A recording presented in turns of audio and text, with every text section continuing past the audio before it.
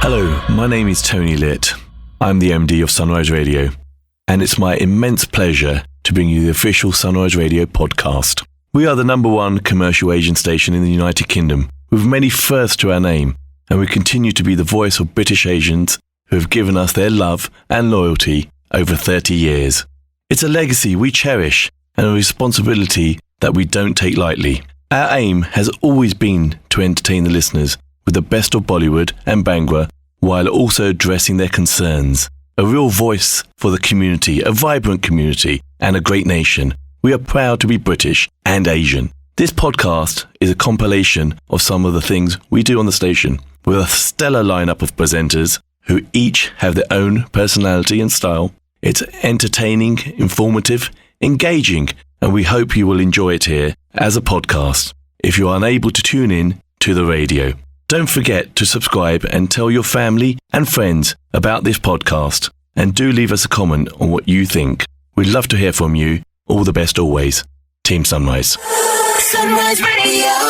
And we start our podcast this week by paying tribute to Captain Sir Tom Moore. Joining me right now, the MD of Sunrise Radio, Tony Lit MBE. Tony, now I know that our station, our service has meant so many things to so many people, especially in these difficult times when the country has been in and out of lockdown, battling a pandemic. But there's something else that caught your eye, something else that you feel strongly about and you wanted to talk about. Yes, Shabnam, I think, there's been a lot of pivotal moments throughout the pandemic, many lows and very few highs. The upsides have been when we've seen the suppression of the virus, we're seeing light at the end of the tunnel, the wonderful scientists, the NHS, the good side of the human spirit. And then there's been phenomenal individuals, like Captain Sir Tom Moore, who we sadly lost in the last 24 hours to COVID at the age of 100, who epitomises the British spirit, decency, everything which is great about this country, but not just about this country, about humanity. And he's somebody who's touched, for many, many reasons, people's hearts, and I remember during the pandemic, and we got a speech from the Queen, which meant so much to people across the nation and across the Commonwealth, across the globe. Yes. Because she's such a highly respected figure, because she felt the pain and, and she said, one day we shall meet again. Then came along Captain Sir Tom Moore, a army officer, veteran, fought for this country, fought for the world in World War II. And he says, you know what? We will get through this. It's those simple words from a person of such substance and like many alongside him and before him who've fought for the rights of civilization and democracy across the globe, which people have taken to their hearts. And that's why he raised the amount of money that he did. At the same time, where there's a tinge of real sadness, you can probably hear it in my voice, and it is the case for many people, I think there's also what we must do is celebrate this man, because he's a wonderful man, and there's lots of conversations which are going on out there, as in how should we remember Captain Sir Tom Moore. I mean, in all of our hearts, he'll be remembered in a very special way, without question, but I think this should be something very special that this man did, and he gave us that glimmer of hope in very, very dark times that we've all faced in our lifetimes. Absolutely, and I think you summed it up for me, because inspirational, phenomenal, many, many such words being used when tributes are pouring in. And I think another thing that really resonated with people was the fact that this wasn't a planned fundraiser. It started very organically. All he wanted to do was raise £1,000 for the NHS by walking from one end of his garden to the other, and he was 99 then. And it gives me so much pride to tell you this, that we talk about Bollywood, we play Bollywood songs, but people took a moment to put that aside and request a song for this wonderful man. And I totally agree. But on the same side, Shabnam, we've all been exposed to his personality over the last year, several months up to a year. And he had a great sense of humour and a sense of fun and a naughty twinkle in his eye. And he's more than entitled to have that twinkle after living 100 magnificent years. And I just think that in our new initiative of the weekly podcast, we couldn't go without mentioning him, because he's one one special individual who deserves as much praise as he's got.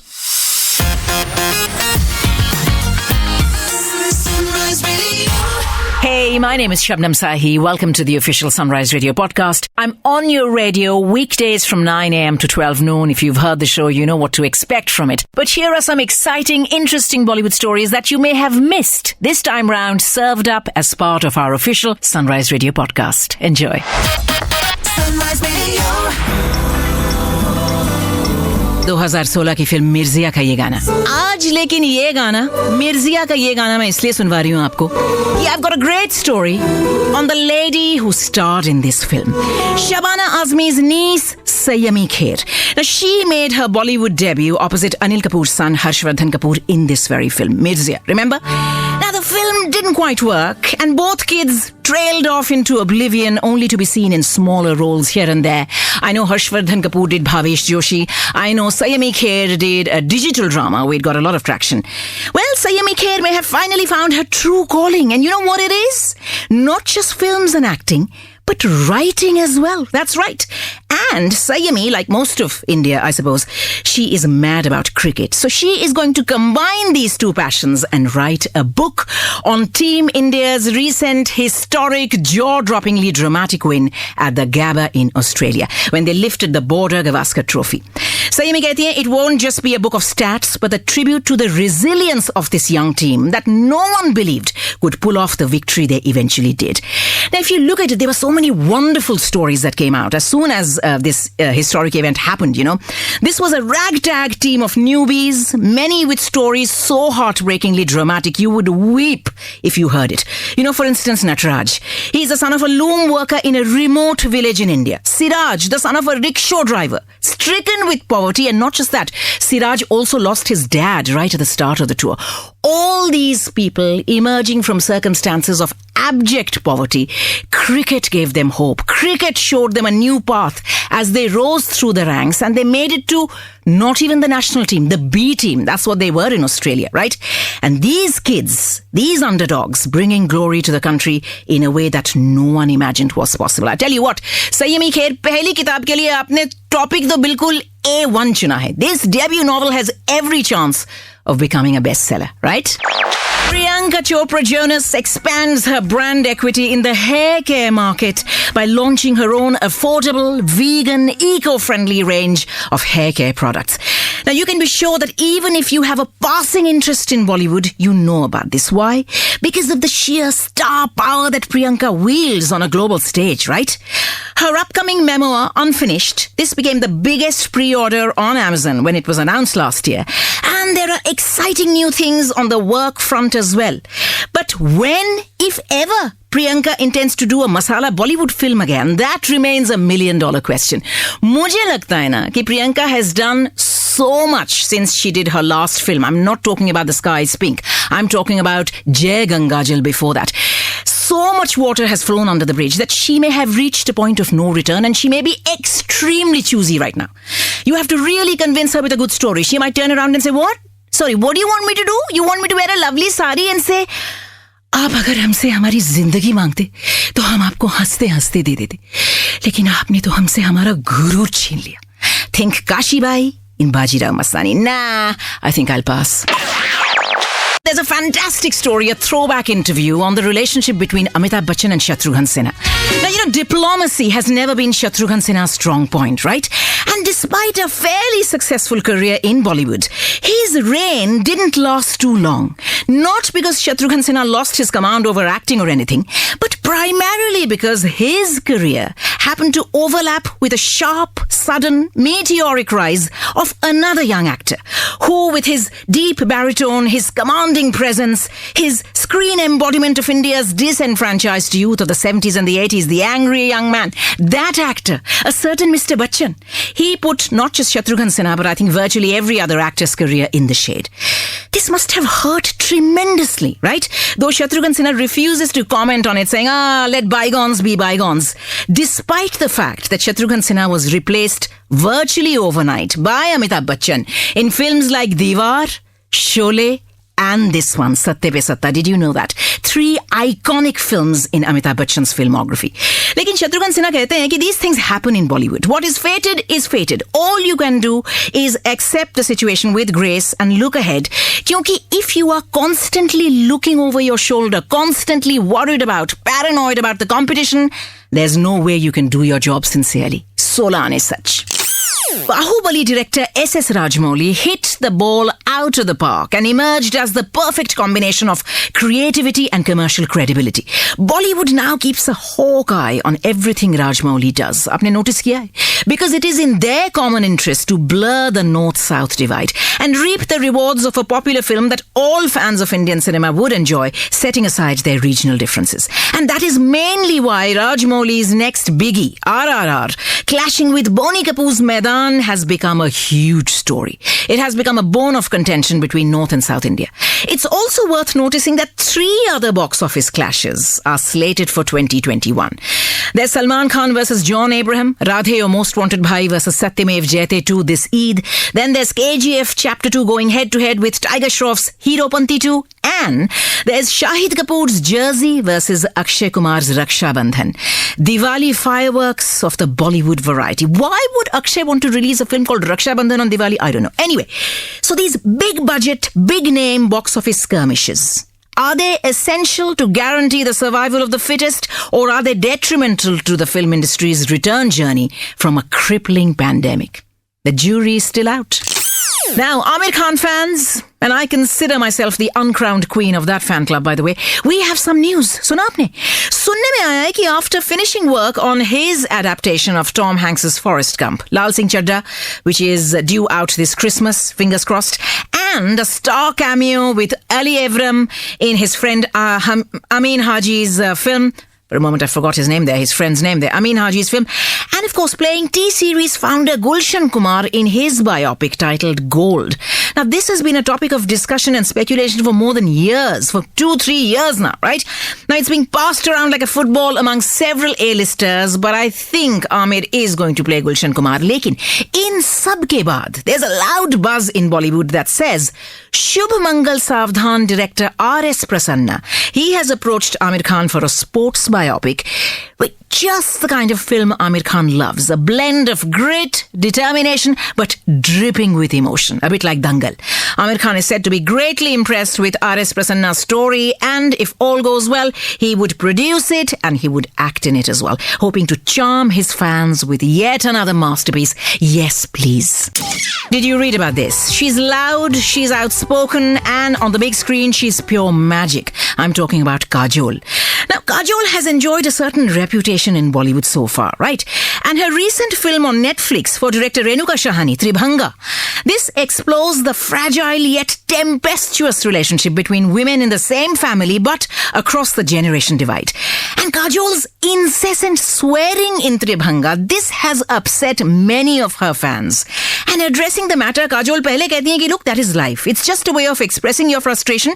Sometimes we all do it. And then she says, I have murdered people on screen before and no one took offense to that. Why attack me now for swearing? Because in both cases, I'm only playing a character. That is not the real me. But then she turns full circle and she says, you know what? Actually, I understand where people are coming from because our fans love us unconditionally. Their love for us is so intense, so pure, that in a weird way, they put us on a pedestal. So yes, I can understand what people are saying. And then she says to other actors and actresses like herself, she says that, look, if we like to hear all the praise, all the, hi, Kajol, I love you so much, you're the best, then we should also be willing to accept their opinions, their feedback and their criticism. They have the right to judge you because we are in the public eye, and what we do on screen, they have every right to pronounce a verdict on that. Well said. Director Mohit Suri is the kind of director who's happy to embrace the dark side of storytelling. Very happy to lead us down crime-infested streets and morally ambiguous grey zones that your traditional commercial masala movies will never do. It's almost as if Mohit Suri has taken a vow कि मैं तो ऐसी फिल्में बनाऊंगा जिसको देख के या तो आपको डर लगे या आपको रोना आए. Anyway, Now, Mohit Suri has been busy putting Arjun Kapoor, John Abraham, Disha Patni and Tara Sutaria through their paces for the much hyped, eagerly awaited sequel to Ek Villain. It's going to be Ek Villain 2. Now, this is a story that's taken its time to emerge from Mohit Suri's vivid imagination over multiple drafts and redrafts. 6 baar likha, phir phada, phir se likha. In an interview, he says that the script as it stands now is what Ekta Kapoor would call a banger. He says it was, if you think about it, the original Ek Villain, this was Ekta's biggest hit at the time. It did 100 crores business at the box office.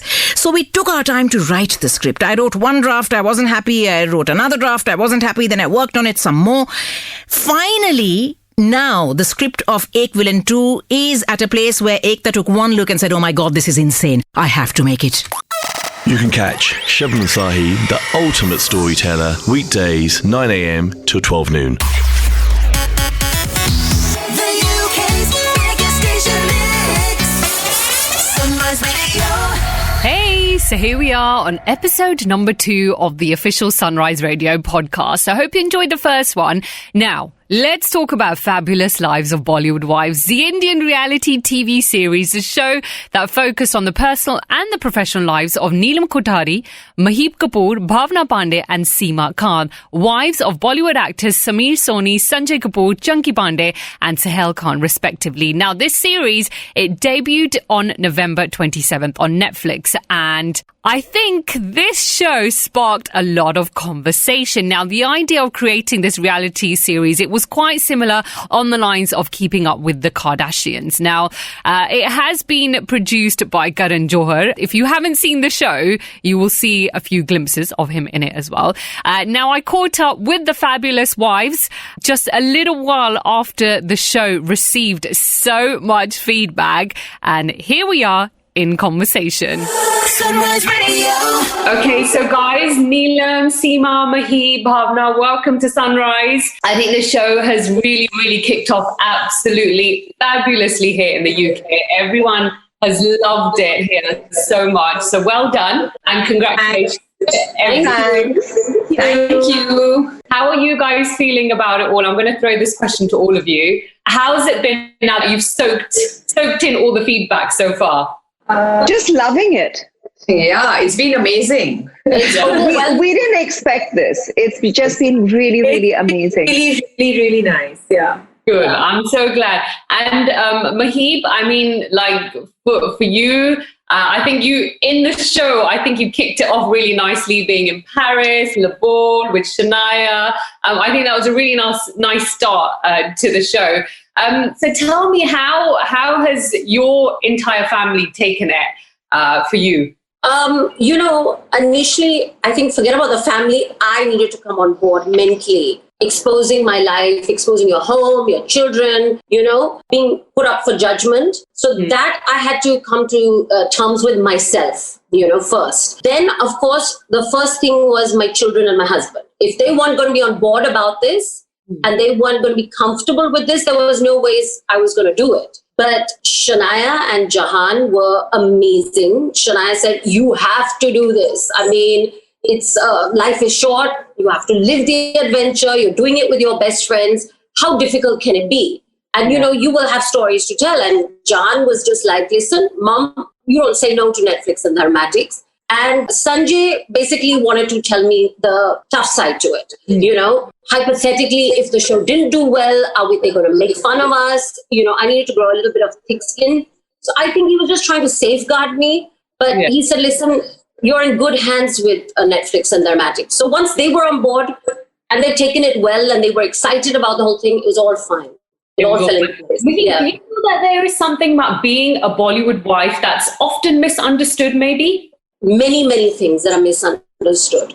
That we are lazy women who just do nothing and we live off our husband's name and all. And that is so contrary to every wife out there, whether it is all of us who are working and been working for years. Gauri, Twinkle, I mean, you name the wives out there.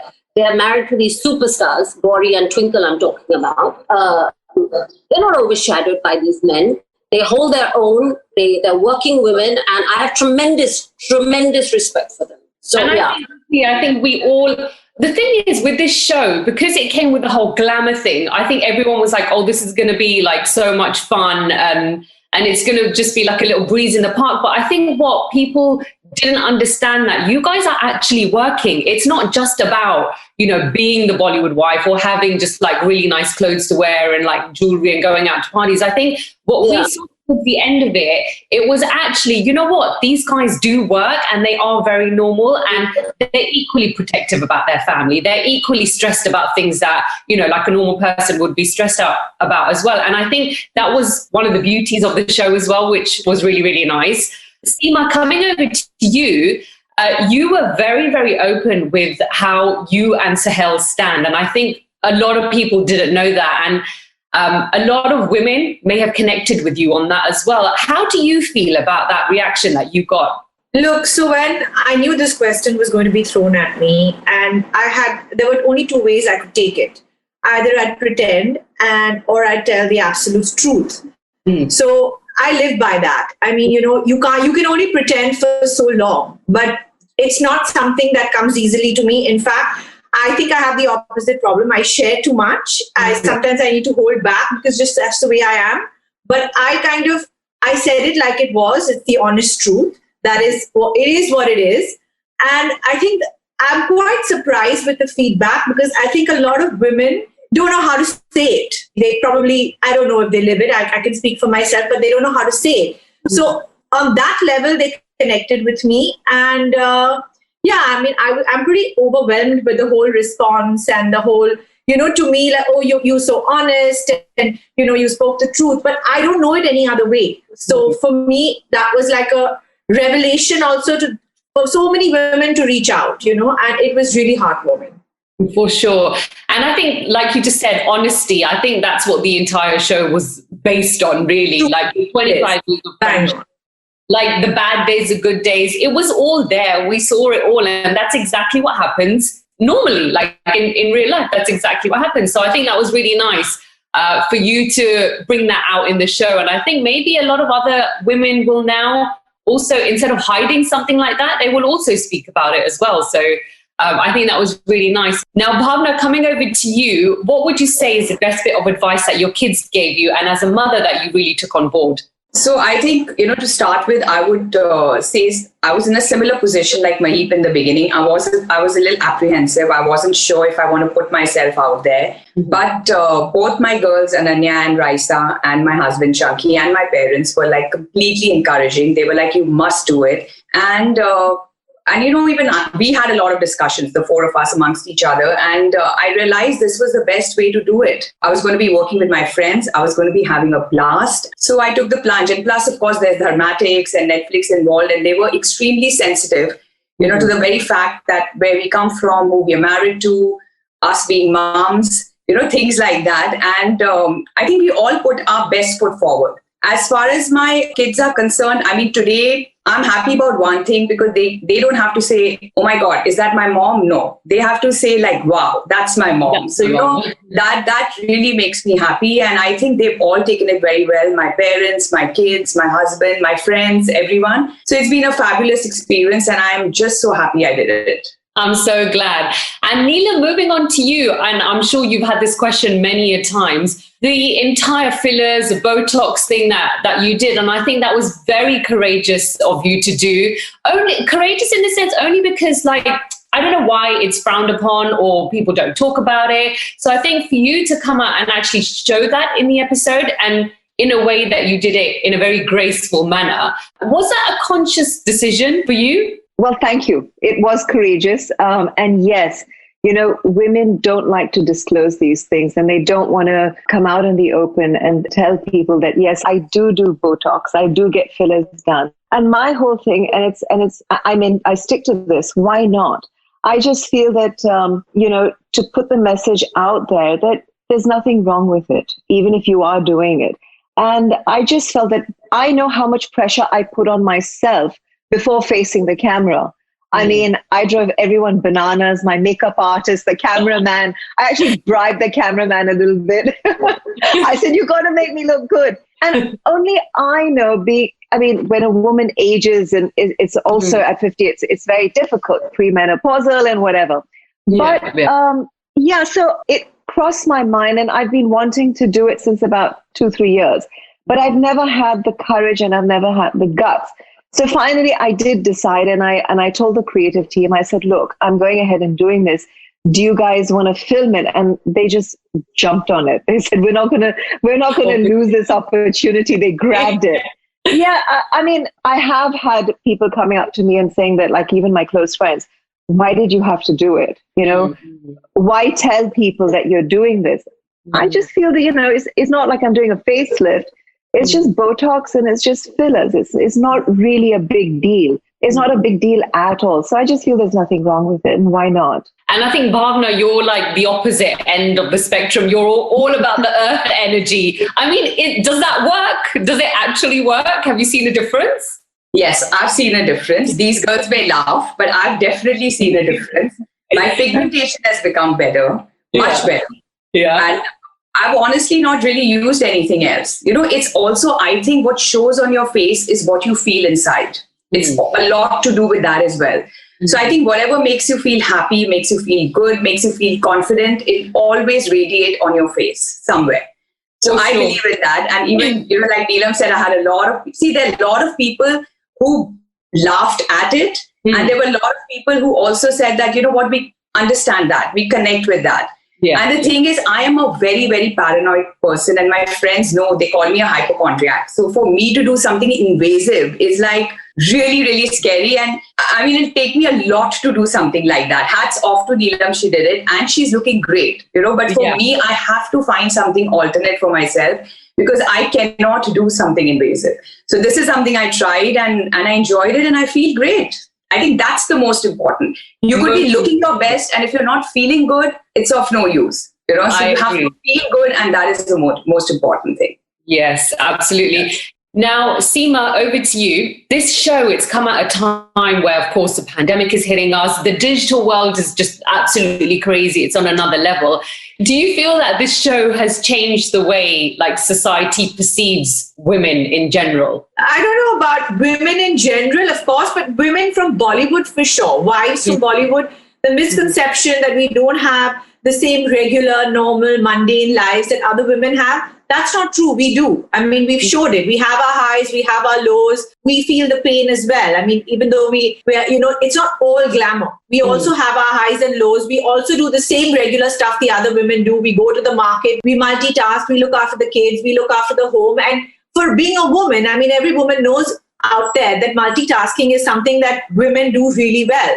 So from that perspective, I think, the judgment and the way that the people perceive Bollywood wives or the wives from the industry, I think that has changed. And I think that's the best part of the show, because the entire show, it's all us. It's real. Nothing is scripted. Nothing is, there's no pretense, because you can only pretend for that long. So in that way, I think definitely, even the women out there, they forget that, life kind of gets in the way and you get consumed by your everyday, mundane stuff. You don't take time out for yourself. So a lot of women have reached out and said, I bonded with my girlfriends. I wasn't doing it. I put it on a back burner. And I feel like now I need to connect with my friends and we need to take this time out. So I think in that sense, it really connected with the women. Neelam, coming over to you, we're so excited to see you back on the screen and, your future projects. You spoke about possibly doing something. Have you zeroed in and homed in on anything as of yet that we can look forward to? No, I haven't been approached as yet. Like I discussed on the show, I've been offered roles which are really not cut out for me. So now here's the thing, even if I do get something, that's why this discussion that I've had with so many people. And even if I do get something, of course, if the role is right. And secondly, I think I've just got to be in the right space. Do I really want to get into it, not get into it? It's a big question mark. So yeah, definitely if something great comes my way, I might just consider it. But you see, it comes with a whole lot of other things. It's a huge responsibility. Once you sign up for something, you got to give it that time. And my daughter's so young. It's just very time consuming. So let's see. Oh, we'd love to see you back. Can't wait for it. Now, I think just a general comment. I know, of course, the show is about you four, but I don't know if anybody has said this, but I think the husbands equally, all of them have played a really, really strong part. And I think they all have come across so supportive. So supportive. So I think a big congratulations to all the husbands as well, who have been really, really good. Although they weren't so prominent in the show as you guys, but they were really, really lovely. Now, my final question, and again, I know you've probably been asked this, but is there going to be a season 2 of this? Fingers crossed. Well, I hope so. I really, really hope so. But Steve, thank you so much for taking the time out. This is a long time pending, as Seema would not have been messaging her, like, can we please do this? But you guys were really good. No, that's fine. You guys were wonderful, absolutely wonderful. And I just want to say, keep it real. So thank you so much. Thank you. Thanks so much. Thank you, Anushka. Take care. Bye. Take care. Bye. Listen to our Bollywood queen, Anushka Arora, from 12 noon to 4 p.m. weekdays on Sunrise. The UK's biggest station mix. Sunrise Radio. So welcome along to the brand new part of this podcast. It is called Paul Shah Talks Bakwaas, and today I'm going to be talking with Herbie Sahara. Well, I'm going to be talking bakwaas with Herbie Sahara, and remember, this is an exclusive bit of content just to the podcast. You're not going to hear this on the radio. So, without further ado, let's welcome along my guest today, Mr. Herbie Sahara. Hey, Paul. Hey, guys. How you all doing? Listen, don't worry about them. It's just you and me right now. All right. Okay. Right. Cool. Very selfish of you, Paul. It is very so. Well, you know me for a long time. You know what I'm like, right? So, I do, yeah. That's right. I mean, when you said Paul Shaw talks bakwaas, well, hey ho. Right. Okay. So the idea of this podcast is this, right? So this is the idea of the interview. You get 5 chances to say pass on a question that I'm going to give to you today, okay? You got 5 chances to say pass. After you say pass 5 times, right, you have to answer all the questions I'm going to give to you today. Okay. Let's go. Let's do this. Okay. First of all, your full name, please, sir. Harvinder Singh Kaspia. Love it. Age? Age 42. 42? Yeah. Okay, fair enough. Okay, so, and where were you born? Why? Why did you say, what? Did that surprise you? No, because you looked older, that's why. Oh, charming. Thanks. Love you too. Where were you born? Bradford. Bradford. Okay, fair enough. In right. the United Kingdom. It's part of the United Kingdom, right? Yeah, no, absolutely. Okay, so look, I'll be honest with you. We're looking around online. There's a lot of information about you. First of all, where is your brother today? Right, so basically... Tell the truth. We are on tour at the moment. Yeah, I'm telling you the truth. So we are on tour at the moment. I was in Pakistan, and he basically went out. I think he's gone, and he's come back, and now he's sat in the executive lounge having his cup of tea. Where was he? Oh, well, he don't kind of share that kind of information with me. So are you passing on that one? I'm not passing that. I just say it's neat. He doesn't share that information, so how can that be a pass? You can tell me. It's just you and me. Was he on a booty call? I don't think he was, but he probably thinks he was, if you know what I mean. Fair enough. Okay. So tell us how. Right. So and does anyone ever tell you that your brother looks like Snoop Dogg? He gets it all the time, mate. He gets it all. In fact, you know what? We're going to post something on social media with his hair down, and when he's got his dreads, and then have a look then. Fair enough. Okay. So tell me, how did Sahara get all started then? So basically, we have been going a very long time, Paul. We started with our first album in Temptation in 1993, which were released on Roma Records, and then we've never looked back. Okay. And we're still doing it to now. Even 2021, we're still at it. Okay, fair enough. And if you weren't in the music business, what would you be doing? Window cleaner. Why a window cleaner? I just get satisfaction out of cleaning people's windows.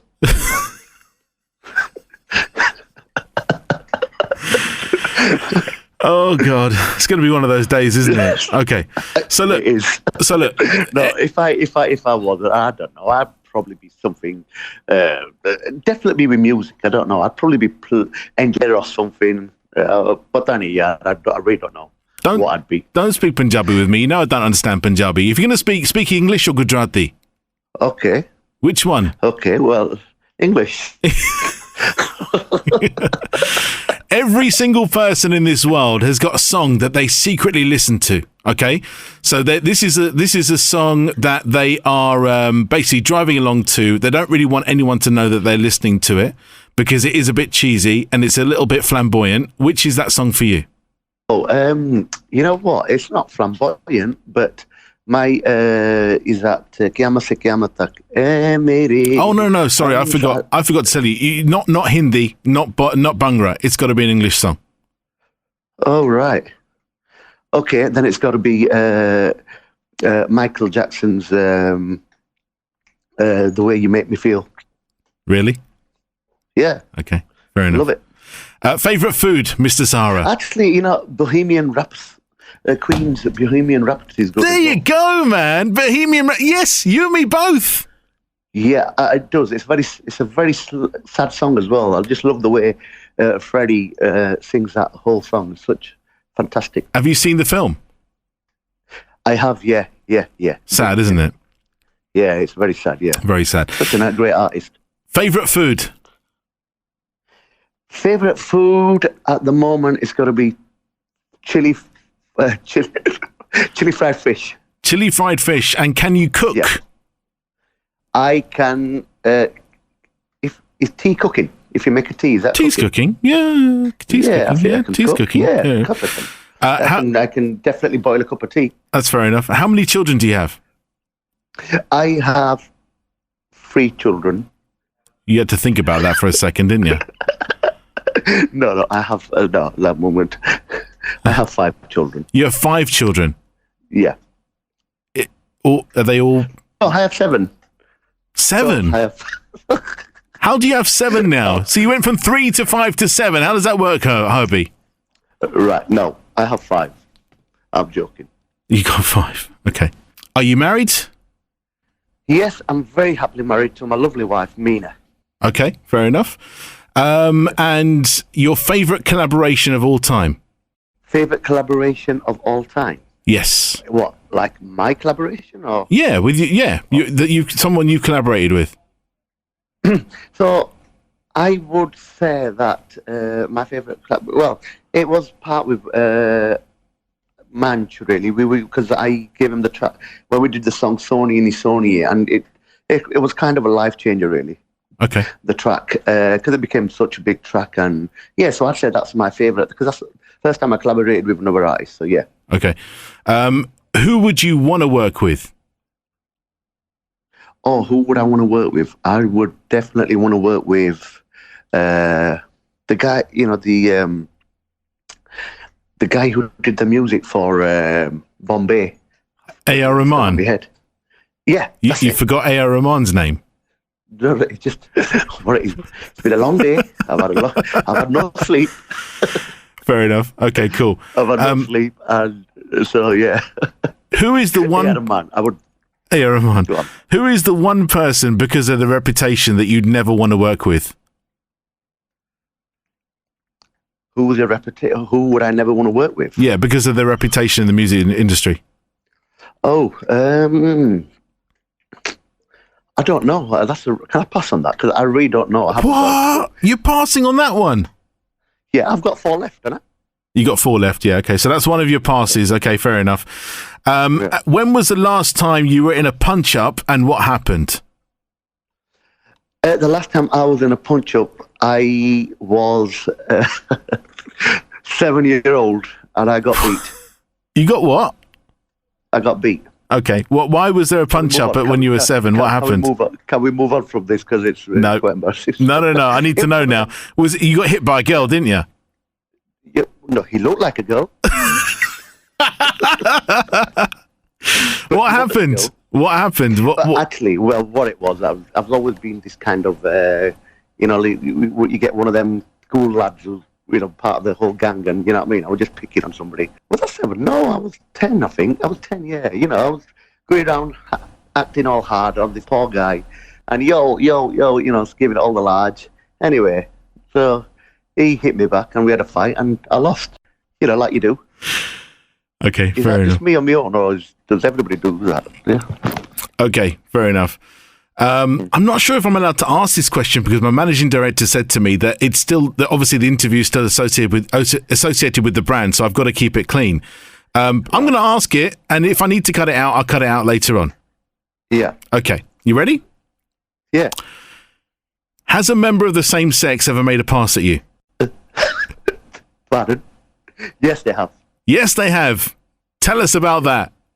Well, you see, the thing is, we have lots of fans all over the world, right? So India, Pakistan, and all that, right? Yeah. So we definitely have, people on our social medias, and it's so easy to get through to artists now as well, right? So there's definitely, that's 100% we get all kinds of messages. Okay. Yeah. Fair enough. Well done. You only passed on one of them. It wasn't so bad. Final question. How would you like to be remembered in 100 years' time? Herbie Sahara, not the car, the singer. Maybe when you die, they could put a little 51 on your coffin? No, you don't know that Herbie Goes Bananas car, right? Yeah? Yeah, not the car, the singer. Herbie the singer. But we could put a 51 on your coffin, though, when you die. Well, you could, yeah. Yeah, we certainly could. Let's just hope I live a bit longer than that, right? Herbie, thank you so much. I know you're touring Pakistan right now. And final thing, just wanted to give you a little bit of a heads up. I think I follow you on Instagram. I'm not sure if you follow me or not. But when I see Sahara doing a spread in FHM Pakistan, that to me means that I'm looking at half-naked women. It doesn't mean that I want to look at Sahara. I just thought I'd put that out to you. Well, I will definitely tell the editor what you thought of that, and I'll get your feedback. But you hear what I'm saying, though, right? Men buy F8. I do understand. But what you got to realise the key word was FHM underneath Pakistan. Right? So they're not allowed to have half naked pictures of women, so they have us instead. It's not much of a compromise at all, is it? Really? How can you compare two British Punjabi singers to naked women? What is wrong with you, Paul? Well, no, look, I'm just saying to you, dude, if you're going to put you up against Kelly Brook, I'm going to want to look at Kelly Brook. I know we're friends and everything, but I want to look at Kelly Brook. Well, we need to have deep conversations, bro. That's all I'm saying. As long as you don't make a pass at me, I'm all right. Thank you so much for taking some time out today. You did really well. You just passed on one question. I've got to try harder next time, I reckon. But anyway, anything you want to plug before I let you go? Do I get some kind of award or gift hamper or something? No, we play your music. That's all you need, mate. All right. Okay, then. We're playing the good news track quite a lot now, to be fair. Oh, yeah? Yeah, still. Thanks, guys. Thanks for always supporting and everything. No worries. Going out to you guys, mate. All right. And make sure that your brother's safe when he gets back from his booty call, okay? Well, allegedly. Yeah. Our love to the family and to your brother as well. But stay safe while you're out there in Pakistan and safe travels as well. Thanks for coming on and talking bakwaas with me. If you like a dry sense of humour, listen to Paul Shah on Drive, weekdays between 4 p.m. and 7 p.m. The greatest Asian radio station in the world. Sunrise Radio.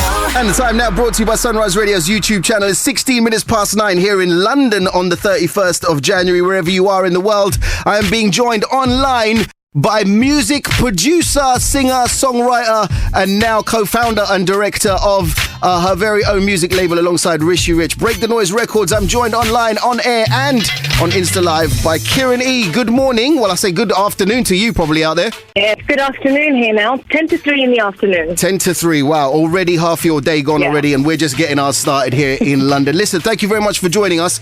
I wanted to get you on, right, because last time you came into the studio, we talked about you as a kind of a music person, as it were, like a solo artist. Yeah. But things have gone from strength to strength of your career. But let's just start like way back when. How does a young British South Asian lady like you who trains to be a paralegal lawyer in London become a mogul and create her own empire in Mumbai in the music industry? Luck.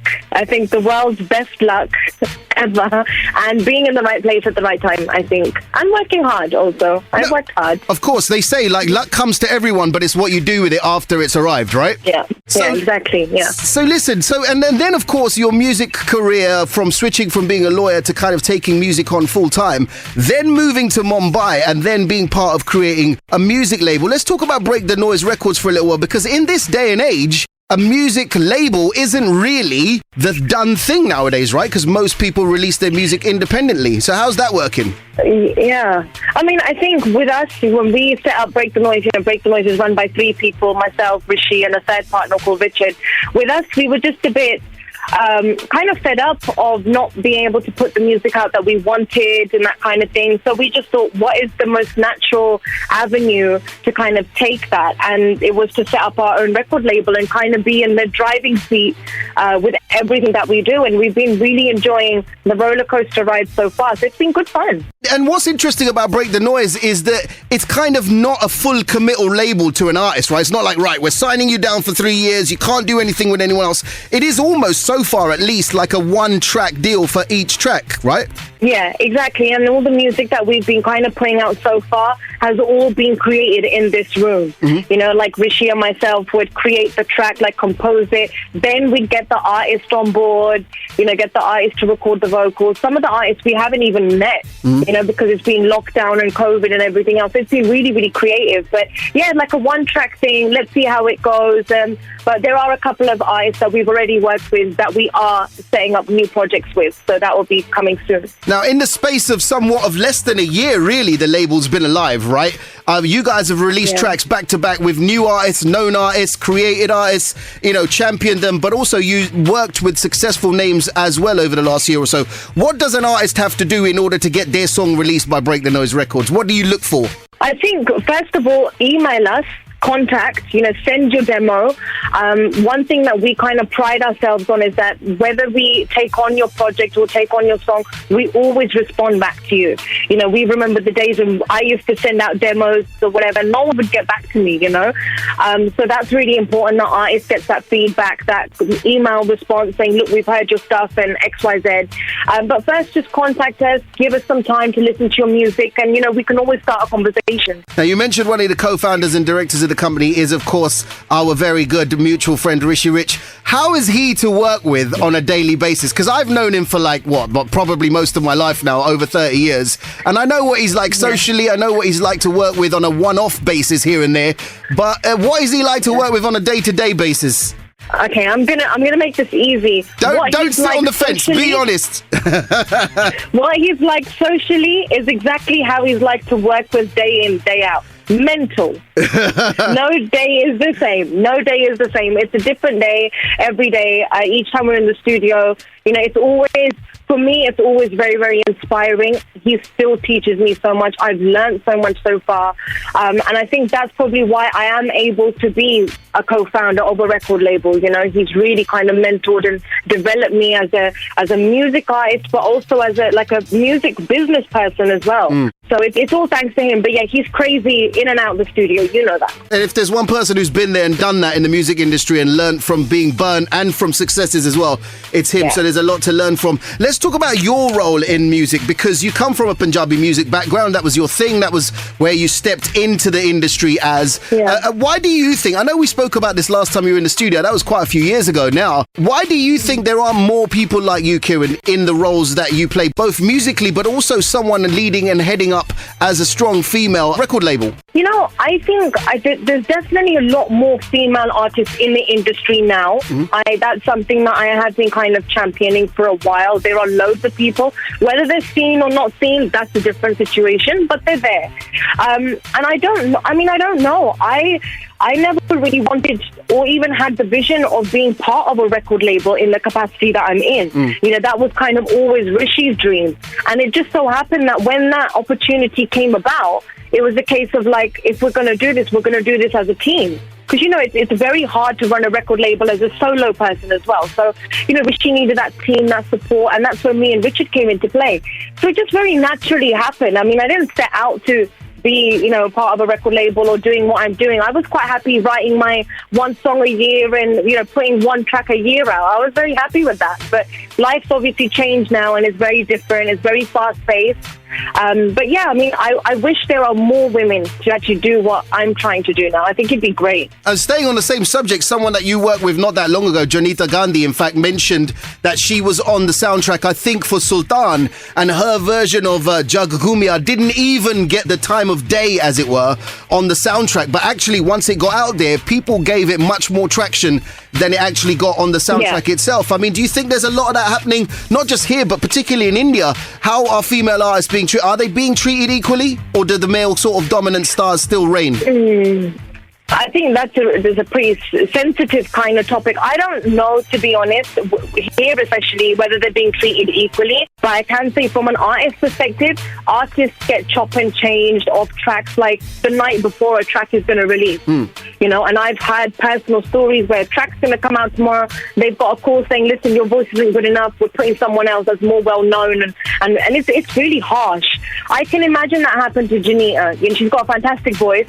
But there are a lot of tracks that I think it's just a couple of people sit in a room and they kind of listen to the album and they're like, this isn't going to work, this isn't going to work. They make the decisions, which is what we kind of wanted to take back. That's why we're a record label run by artists, kind of striving for artists and doing what we can to push artists forward. So, yeah, it's a difficult situation all around, I think. It's changing times, though. It's changing times, which is good. And people like you are flying that flag. Yeah. Let's talk a little bit more about you. What do you miss most being in Mumbai now? You've been there, 3 years, I think, something like that? Yeah, I miss my family and I miss my dog a lot. I think it's just my family, really. I don't really miss any particular place or, going anywhere else or anything like that. It's just my family and my dog, who's also my family, but I miss them the most for sure. And most people I speak to that are in your situation also mention Nando's as well for some reason, because it's not, you can't get it that easily. There used to be one in Mumbai, they closed it down. I've been craving it, yeah. Yeah, they did. I've been craving it. I don't know. There's one in Delhi, but there's not one in Mumbai, and I'm not quite sure. All right, we're going to find out what you're up to in just a little while. But before I do, I want to play a little game with you because I'm not sure we got a chance to do it because I only do this on the breakfast show rather than on the Bangla show. We are going to play a little bit of Chai with Jana. 250 questions, not going to ask you all of them. You got to pick a number as quickly as possible and answer the question as quick as possible. Are you ready? Here we go. Pick a number. 100. 100. Always the way. Why do people always start with 100? Here we go. What was your favourite cartoon show growing up? Rosie and Jim. Rosie and Jim. Next number. That shows how young you are. I know. 54. 54. That's a good number. I like 54. Okay, here we go. What TV sitcom family would you want to be a member of? That's a great question. The Mitchells, EastEnders, hands down. That's not a sitcom, but I'll give you that. Okay, give us a number. 99. 99. Okay, all the way back down again. If you could teleport, where would you go and why? I would go to 70s, 80s, when Artie Berman was kind of around. Wow. I'd like to just sit with him. I wondered when his name would come up in this conversation. Give me another number. 44. 40. I'm making you doing a lot of scrolling. That's all right. It's fine. There's 250 to pick from. It's great. What is the most interesting thing you have in your wallet or purse? I have these petals. When I went to Manali, like a stunt or somebody was there. I went into a mandir and he gave me these bunch of petals and said it would bring me good luck. So they're in my purse and they're very dried up, really old. They're about 3 years old petals in my purse.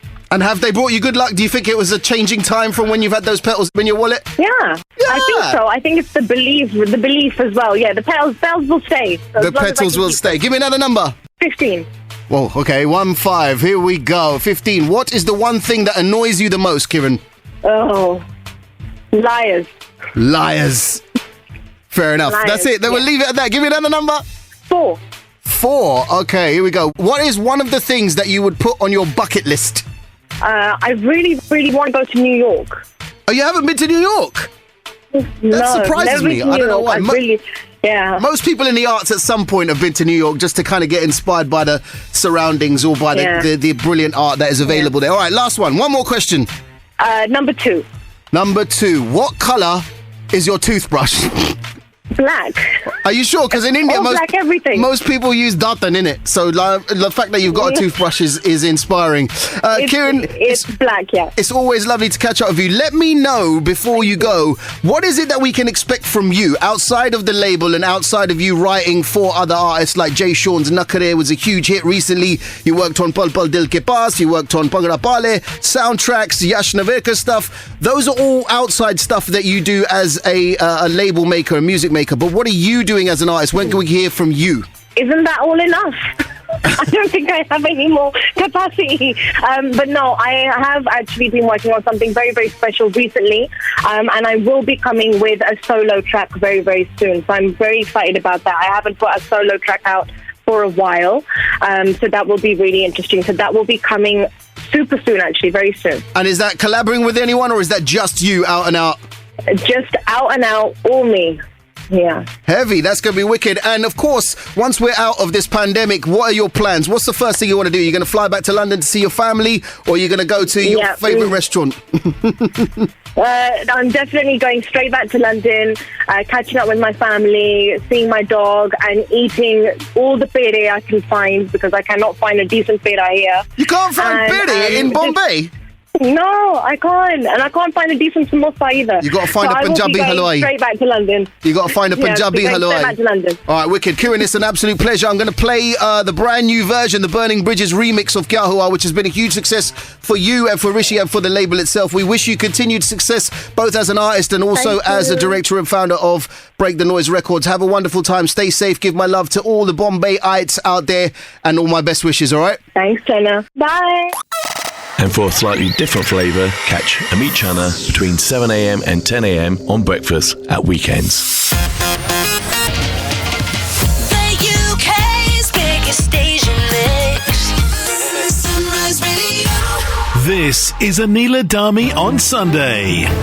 Good morning. Thanks very much for joining us this Sunday. I hope you're all safe and well. It's another programme about the pandemic, the coronavirus and vaccines. And we're dedicating this programme to vaccines after studies show that people from ethnic minorities are less likely to take the vaccine. And it's really important, as you know, as I say every Sunday, this programme has been born out of a need to give our community information during the coronavirus pandemic, with studies like that, data like that, telling us that actually people from ethnic communities are less likely to take the vaccine. We decided that let's give you more information on the vaccine. Let's give you more information on the coronavirus pandemic. Knowledge is power is the saying, but I'd like to add to that saying, knowledge is power, but only when it's applied and put into practice.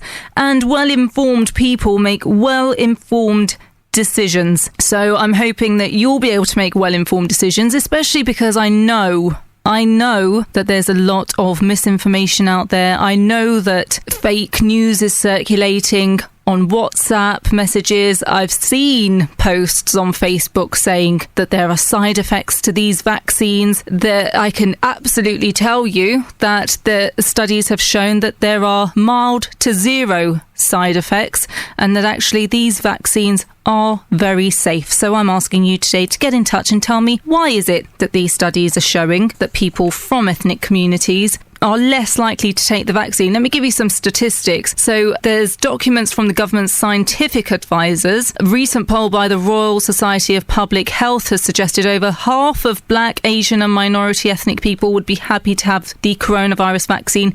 57% would take it, compared to 79% of white people. A doctor from the NHS has said it's really important to tell you that there's no meat in the vaccine, there's no pork. It's been accepted and endorsed by all religious leaders and councils and faith communities. You'll have seen in the news, if you've been watching it, that a mosque and imams have backed it. There's a mosque in Birmingham that is actually a hub for vaccines. I think there's a Hindu temple as well, actually, now. I think it opened this week, that's supplying vaccines too. Another study by SAGE, the Scientific Advisory Group for Emergencies, which is the government's scientific advisors, they say vaccine hesitancy is highest in Black or Black British groups, and the next most hesitant group was Pakistani and Bangladeshi groups. 42% unlikely or very unlikely to be vaccinated. A study by the 1928 Institute says of British Indians, only 56% of respondents would take a COVID-19 vaccine when offered. And I know, like I said, there's fake news circulating, disinformation. I'd really like to hear from you today to find out why. The number to call is 0208 813 8040 and you can message 07925 700 272. And as I said, this programme is dedicated today to ensuring you have as much information as possible. I'm now going to speak to Conservative MP Stephen Hammond, MP for Wimbledon since 2005. Good morning. Hi, good morning to you. Thank you very much for joining us this morning. So I've been speaking about ethnic minorities being less likely to take the vaccine. Can you begin by addressing this concern within ethnic communities? Yeah, I think that obviously it's highest in ethnic communities, but I've seen it in other communities and on other heard about it on other social media groups. And it's usually a rumour which proves to be wholly unfounded and gains ground. And I'm really grateful to all those in the ethnic community groups who stood up and said, this is fake, you need to take the vaccine. And I think the more community leaders do it, and certainly I keep pushing out the message on my social media that people should take the vaccine. It's safe. You should have it. It's really important that we get the vaccine into as many people as possible.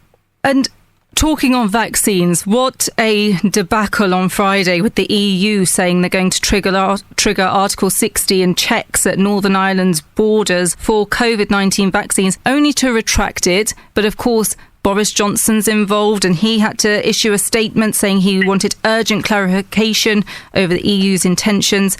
I mean, one fear towards all of this kind of drama, these issues, these sticking points, is that are the vaccines becoming political and politicised? Well, I think it reflects three things. Firstly, one, the dispute between the EU and AstraZeneca, and neither of us have seen the contract, although what has been leaked out there by someone looks like, AstraZeneca are trying to fulfil their contract. Secondly, I think it's really all about understanding that politicians want to get as many people vaccinated as possible because that's the way out of this terrible pandemic, and reflecting huge anxiety. It also reflects, of course, that the UK made a number of really sensible decisions last year, and Kate Bingham, who ran the virus task force, Matt Hancock, who's the health secretary, and Boris Johnson, the prime minister. We should be congratulating them for the far-sighted decisions they took to buy vaccines at a time when we didn't know whether it would work, and at a time we didn't know whether it was going to pass regulation, to give us as many options as possible. And I do think that the EU overreacted. I think they seriously overestimated the concerns that their action would take. And I think that it was wise of them to retract what they suggested, but for the Irish to find out by an official EU statement rather than being told beforehand because of all the ramifications that would have. I would think there are a lot of people in Brussels looking at themselves and saying, I think the Commission needs to learn about that. But I also hear that across Europe there's widespread frustration at the Commission's action. And also, I guess that they look at the UK and wonder why the EU didn't make the same decisions to buy as many options of vaccines last year. And of course, news reached the White House as well, according to a report in the Telegraph today. You talk about Boris Johnson's quick actions when it comes to the vaccine, and of course, that is definitely one of the things he has acted quickly on. We've got options over 360 million doses, which is, I think, the huge point. Yeah, and one of the highest in Europe. Yeah.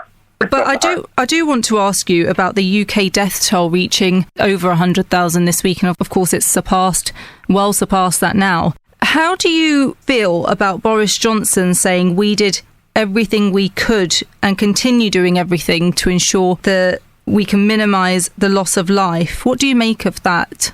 Well, let's start by making the oft-repeated but nonetheless heartfelt remark that I make to constituents and to everybody that this number of deaths is a tragedy. and having huge personal grief for so many people and ramifications for so many families.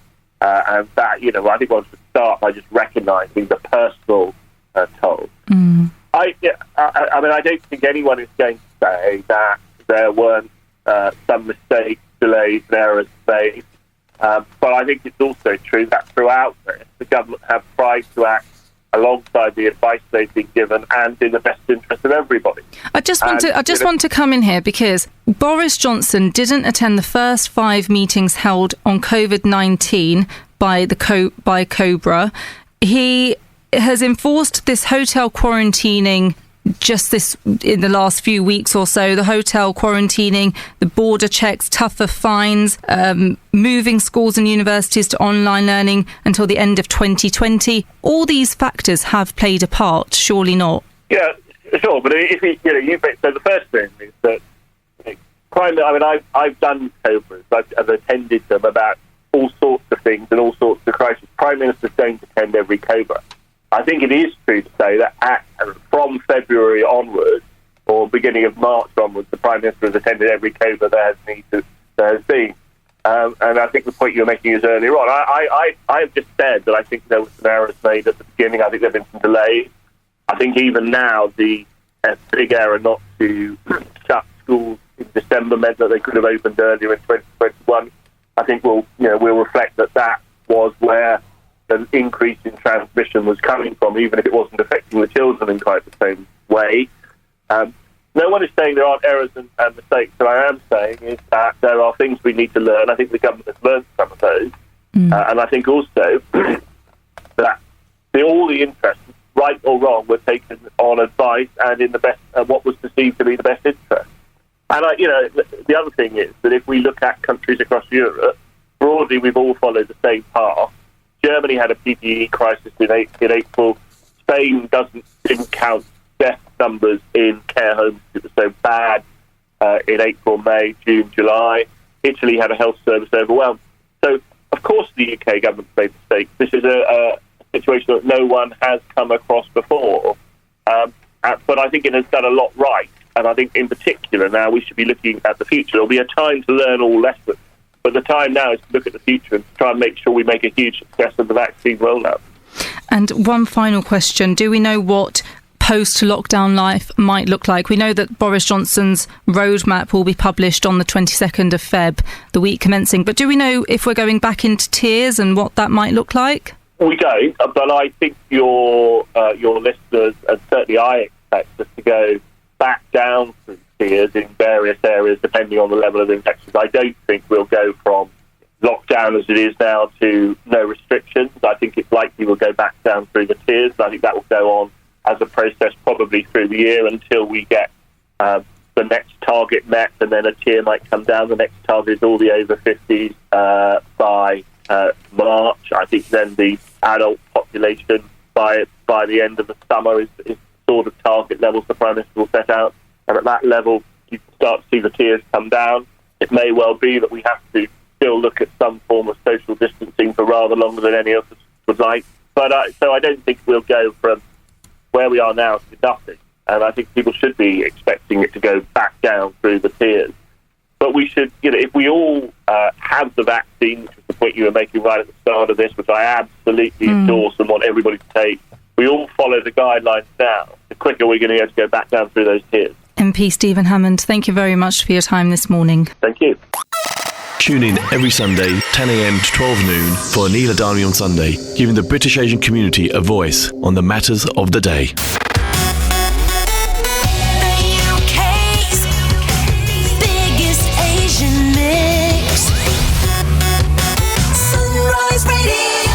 You're listening to Sunrise Radio, the UK's biggest Asian mix. I am Amit Sodha, the Love Doctor. My love dilemma this week, it's a bit of an interesting one. It's a common one, a very common dilemma that I hear so much about as well. So this week, someone got in touch with me and they said to me, right, this is the love dilemma. They said, hi Amit, I'm looking for my soulmate, but sometimes I find that people are just so fixated on messaging that nothing ever really happens beyond that. They just seem to want to message. Why can't people actually pick up the phone and call anymore and actually go out on dates? What is going on? That is such a good dilemma question. It's something that so many people I know are actually going through right now. So this is the Love Lounge, and you're listening to the Love Doctor, Amit Sodha. I've got to also say now, welcome to this beautiful singleton, and I've got to try and make sure that they are staying anonymous as well. But I'd like to welcome this lovely person. Their name is Jay, and they are from West London. Hi, Jay. Hi. How you doing? I'm just enjoying your music. Oh, lovely. Well, this new feature we're starting from this week is called Getting Flirty at 8:30. All right? So we are getting flirty at 8:30, ladies and gentlemen. But it's more than that. I would like to help this beautiful soul find love. And who knows, I would love, while I'm doing the Love Lounge here on Sunrise, to create at least one beautiful sunrise wedding. So you never know what may happen. But we are getting you on the phone, Jay, because I want to find out a little bit more about you, what you're looking for, and to kind of share this information, because you never know, it might pique the interest of someone out there. So I'm going to ask you 3 very simple questions just to get to know a little bit more about you. But before I do those 3 particular questions, would you give everyone just a rough idea of your age and the kind of age of the person you're looking for? So don't be specific, just give a rough idea. I don't mind any age. I think age is just a digit, but I want a person to be a good human being. Okay, fair enough. Absolutely, totally understand that. And that is the most beautiful answer you could possibly give. All right, so I would like for you now, okay, so we're getting flirty at 8:30. But firstly, I would like for you, Jay, to tell me about the kind of person. Now, you kind of briefly said it, but I would love to know a little bit more. The kind of person who would be your ideal soulmate. So maybe tell me about a couple of things that you would like to do together with your soulmate, like maybe traveling the world, maybe you enjoy movies, cooking, whatever it is. Who would be your ideal soulmate? I want a person who will be very romantic, very friendly, and will take me outside or like a restaurant to have food, and very like to give me nice entertainment. That's what type of person I'm looking for. That is beautiful. I love that. Thank you so much, Jay. That's a really good answer. Okay, so you love going out, but most importantly, you want a good human being that you could just enjoy the simple things in life with. I think that's a good way to summarize it. Would that be right? Yes. Perfect. Now, let's find out a little bit more about you. Tell us one fun thing about yourself. Perhaps you like skydiving.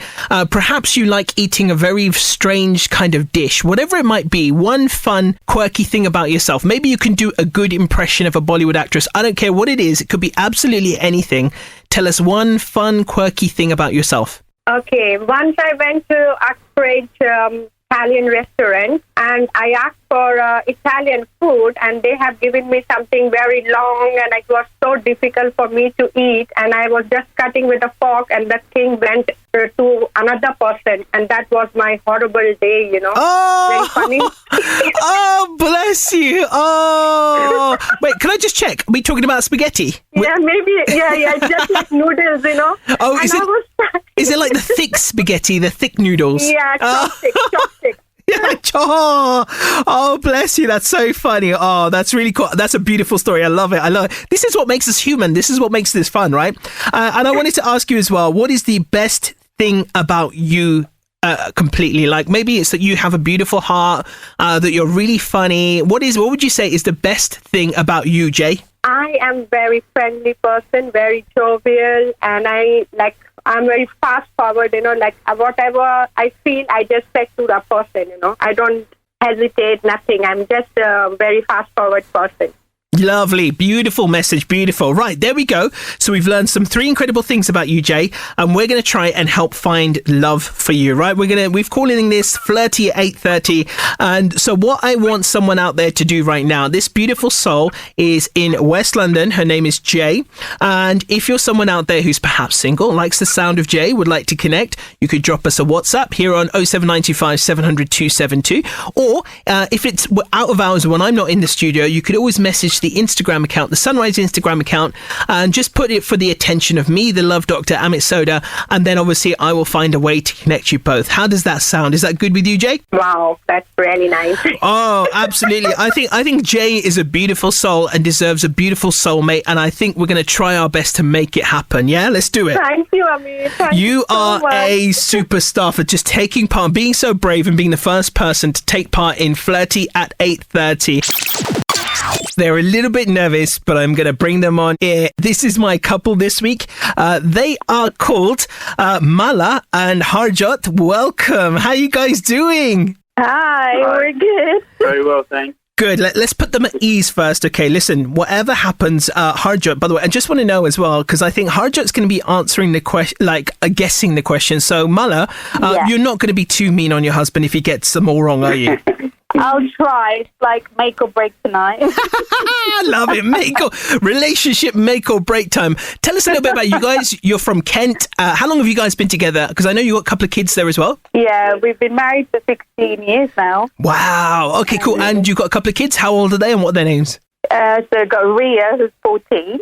And Sahil is 10. So hi, Ria and Sahil. Hi, guys. Hello. How you doing? And I'm excited. I know they're listening in, though, right? But I'm guessing they must have school tomorrow, so probably going to bed soon. Is that right? Yeah. It's way past their bedtime.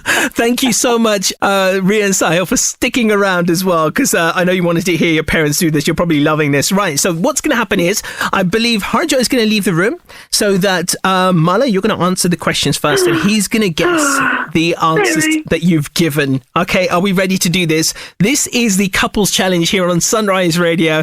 And we're playing How Well Do You Know Your Partner? Are you guys ready? Has he left? I think so. He's gone. He's gone, right. Okay, brilliant. So I'm going to ask you five very simple questions, Mala. Just give me your most honest answer and let's see how well your husband does. First question, here we go. What's your favourite naughty go-to snack?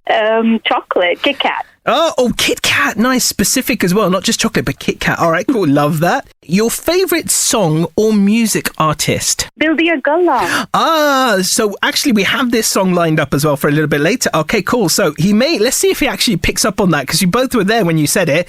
So let's see if let's see if he gets that. All right, cool. Now, what's probably, I wanted to say one thing on your bucket list, but probably what's near or at the top of your bucket list? I want to go to Australia. Oh, that's nice. So he's been there already, but I want to go. No, this is him again. Oh, brilliant. So this is about you. And just out of curiosity, where in Australia would you like to go, or travel all over? I'll travel all over. Perfect. As long as I can have about 2 months off, I would love that. I don't blame you. I think it's a beautiful country to travel. Not that I've ever been there, but I've got lots of friends there, and I speak to them all the time, and they're always making me jealous with the sunshine there right now. Oh, I know. I know, right? Number 4, the best holiday that you've both been on together, that you both really enjoyed.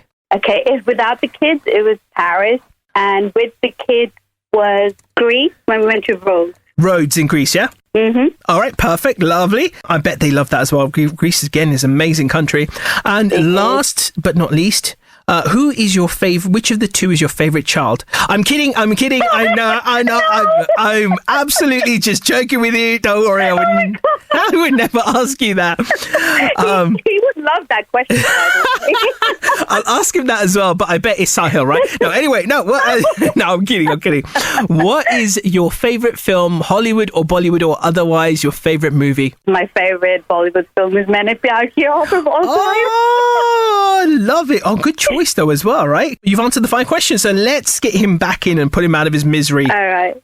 He's here. Alrighty. Harjot, are you there? I am. All right, so Mala has answered these 5 questions. I'm going to ask you the same 5 questions and give me the answers that you think Mala gave, correct? Okay.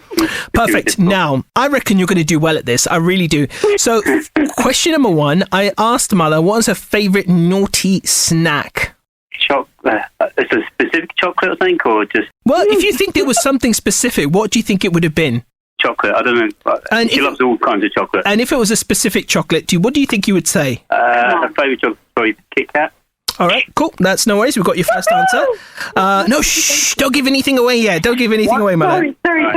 That's all right. Question number 2. What do you think Mala answered to her favourite song or music artist? Anything from Maine Pyar Kiya, one of those songs. Okay, cool. Interesting. All right. Malash! All right, cool. Number 3. I asked Mala what was one of the things that at the top or very near the top of her bucket list. She talks about holidays all the time. So, any particular locations you think she might have said? Probably Australia, something like that. Cool. No worries. Question 4 for you. The best holiday destination that you've both been on together. Okay, this just by herself, or? You tell me, what do you think she might have said? Okay, probably, I don't know, Aruba.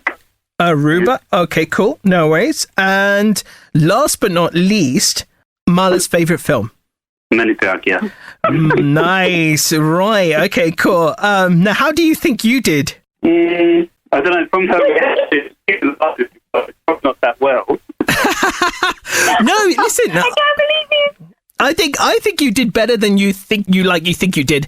So I'm just totting up the scores. Well, hold on a minute. This is really complex math for me right now. I struggle with this. Hold on. Let me just one. All right. Okay. Cool. I've got to. You know when you count on your fingers? No, I'm only kidding. Right. I'm going to put you out of your misery. Yeah. Going to do a bit of a drum roll. I've got a very, very low production budget, so I have to do it by my hands. To put you out of your misery, Haja, you scored 3 out of 5. Well done, mate. Well done. No, that's good. The thing is, though, as well, because some of these are quite open questions, but let me just tell you, right, what she said. Favourite naughty snack, Kit Kat. Bang on, you got it right. Favourite song or music artist, you said Maine Pyar Kiya, but actually she said a specific song, which was the one you both said earlier, Dil Diya Gala. So that's coming up. That's coming up very shortly. Bucket list, you said Australia. Bang on the money as well. Best holiday destination, you said Aruba, but she was like Paris with no kids, Greece, Rhodes with the kids. So that was her 2 favourites there. I think she gets spoiled too much.